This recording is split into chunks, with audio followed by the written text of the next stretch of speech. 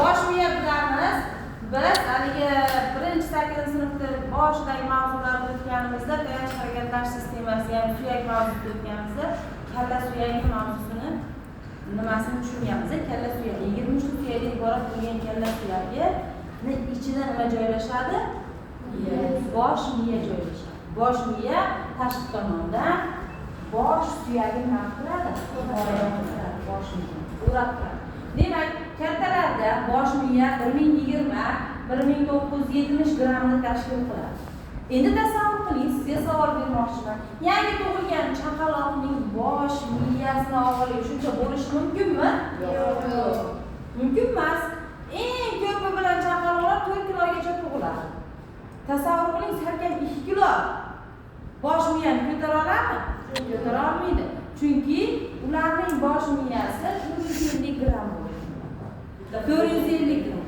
Yangi tug'ilgan chaqaloqning bosh miyasi 450 gramm. Kattalarda 1020-1970 grammni tashkil qiladi. Endi qarang, 450 gramm nima uchun biz chaqaloqligimizda 450 gramm bo'yicha qolib ketmayapmiz? Chunki bizni tanamiz o'syapti, rivojlanyapti va u bilan birgalikda mana shu bosh suyagining ichidagi bosh miya ham o'sadi. Bosh miyani miyelin qobig'i kechagi darsimizda aytib berganman sizga. Miyel aksonni o'rab turadigan miyelin qobig' hisobiga nima bo'ladi? Miyani og'irligi ham mana shunga bog'liq deb aytganmiz, to'g'rimi? Mana shu bosh miyani o'rab turgan oq moddasi qanchalik ko'p bo'lsa, uning og'irligi shu darajada yuqori bo'ladi. Xo'p, tana vazni esa 20 marta, 20 yoshgacha insonlarning miyasi 3,5-4 marta, tana vazni 20 marta ortadi. Birgina bosh miyamizni o'zida 100 milliarddan ortiq neyron bor. 100 milliarddan ortiq neyron. Nerv tomirlar desak, unda aksonmi, dendritmi qaysi birligini bilmay qolamiz. Neyron desak ikkalasi ham ketadi. Akson ham dendrit ham bitta neyronda joylashgan holati. Bo'lishi mumkin. Xo'p, bosh miyani biz ikki qismga ajratamiz. Stvol, ya'ni ustun qismi va bosh miya katta yarim sharlar. Ikkinchi qismi bosh miya katta yarim sharlar.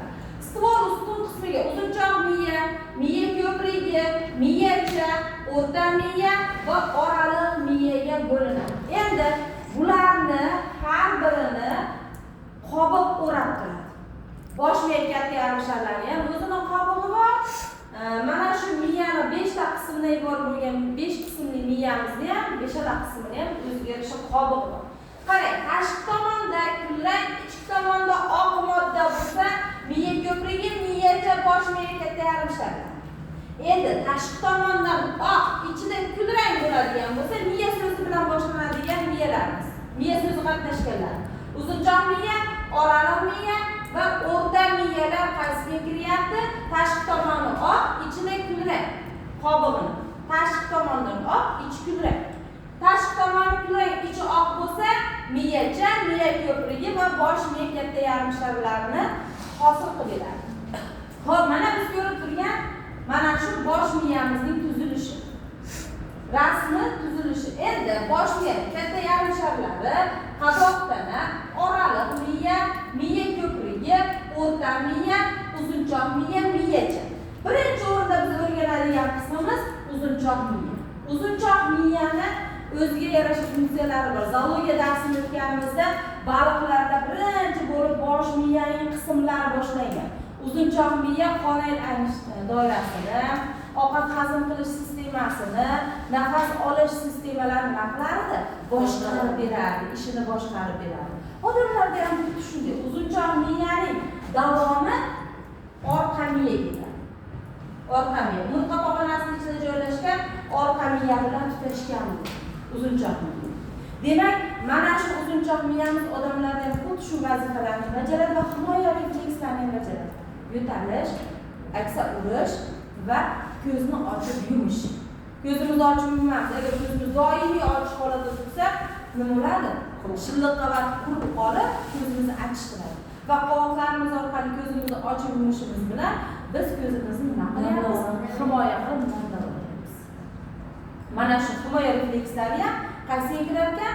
Uzunchoq miyaga kiryapti. Xo'p, keyingisi Voroleyev ko'prigi, ya'ni miya ko'prigi deb yuritiladi. Mana ko'prik. Voroleyev ko'prigi. Xo'p, uzunchoq miya bilan o'rta miyani oralig'ida joylashganligi uchun Voroleyev ko'prigi. Qarang, mana o'rta miya, mana bu uzunchoq miya ikkalasi o'rtasida joylashganligi uchun Voroleyev ko'prigi, ya'ni miyaning ko'prigi deb yuritiladi. Ikkalasiga ko'prik bo'lganligi uchun. Endi bu ham o'ziga yarasha vazifalarni bajaradi. Unda ko'z sohasi va yuz muskullarini harakatlantiruvchi markazlari. Ko'z sohasi va yuz muskullarini harakatlantiruvchi markazlari ana shu miya ko'prigida joylashgan bo'ladi. Xo'p, keyingisi o'rta miya. O'rta miyamiz demak miya ko'prigi ham tugadi. Endi o'rta miyaga keldik. O'rta miya nimalardan iborat? O'rta miya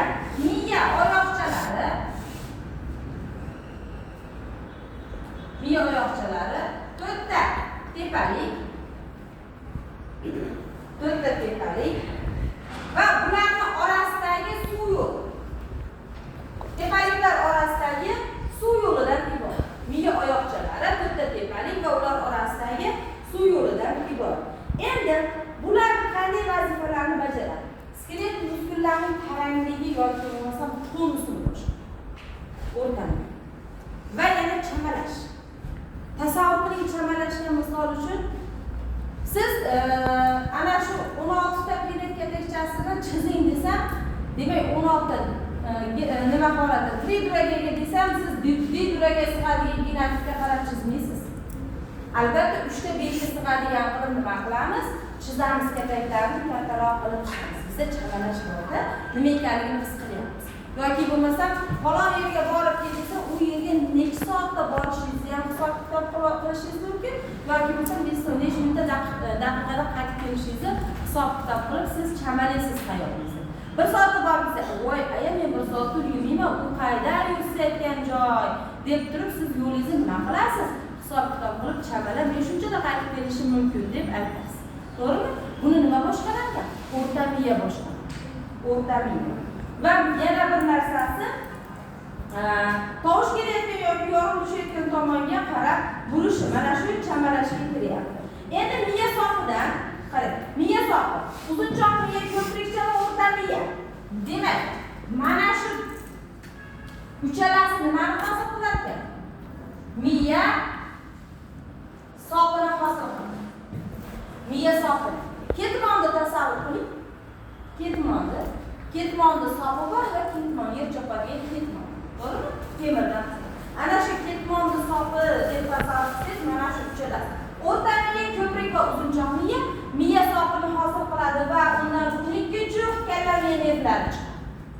12 juft kalla miya nervlari chiqadi.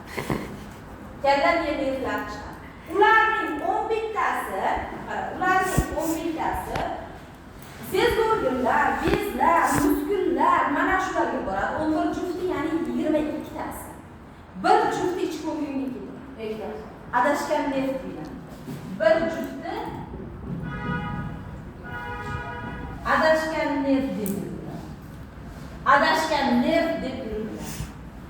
Xo'p, adashgan nerv nima qiladi? Adashgan nerv mana shu ichki organlarga borib, ichki organlar ishini nima qilib beryapti? Boshqarib beradi. Xo'p, keyingisi oraliq miya. Demak, 4-miyamizning nimasi? Oraliq miya. Oraliq miyaning vazifasi mana shu ichki organlardagi, ya'ni vitseroreseptorlar joylashgan qism ham deyilishi mumkin yoki ichki organlar ishini muvofiqlashtirib beradi. Mana och qolish, to'yish. Sizlar masalan sizda 12 bo'lyapti, sizda och qolish qismi nima bo'lyapti? Boshlayapti. Va siz mana shu oraliq miya ta'sirida siz och qolayotganingizni his qilyapsiz. Mana men ko'p gapiryapman, o'zimdan tomog'im qurib chanqayapti. Endi oraliq miya ishlayapti, chanqaganimni his qilyapman. Ko'p ovqat yeb qo'ydim, to'yib ketdim. Menda oraliq miya ishlayapti, to'yganimni his qilyapman. Ko'ryapsizmi? Tushundingizmi? Mana shu jarayonlarda oraliq miya ishini o'z nimasini bajaradi. Xo'p, keyingisi miyacha. Xo'p, mana miyachamiz. Miyachani ham qarang, bosh miyani burmalari bor, bosh miya katta yarim sharlarining po'stoq qismida burmalari bor. Miyachani ham o'ziga yarasha burmalari borligi uchun xuddi bosh miyaga o'xshaganligi uchun uni ham miyacha deb qo'yadi. Nomini bosh miya katta, unisining nomini esa miyacha deydi. Ko'ryapsizmi? Ana shu miyacha, endi qarang, miyacha juda ham chiroyli va o'zini alohida ikkita katta yarim shari borligi bilan bosh miyaga o'xshaydi. Bosh miyaga o'xshaydi. Lekin bajaradigan vazifalari ham juda ham qiziq. Skelet muskullarini boshqaradi, ishini boshqaradi. Va yana muskullar tonusi pasayib, agar miyachamiz buzilib qoldi, bizda miyacha qismi buzilib qoldi.